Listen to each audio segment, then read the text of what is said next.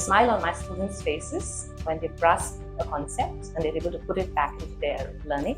I also look forward to dinner time where I can chill with my colleagues at work. Is having very meaningful conversations with the children, playing very interactive and interesting literacy games with them, see them coming to class cheerfully and seeing their skills being developed gradually. I look forward to seeing my students and to them enjoying the class, because I feel the most important thing for a student is that they enjoy coming here and at the same time improve in school as well. That I look forward to meeting the kids, seeing them, interacting with them, to be in their world, to share their joys, their hopes and their dreams. I really look forward to seeing the students. Honestly, it's my favorite part of the week. They are always quite eager to tell you about their day, about their week, about what's going on. It's really quite uplifting.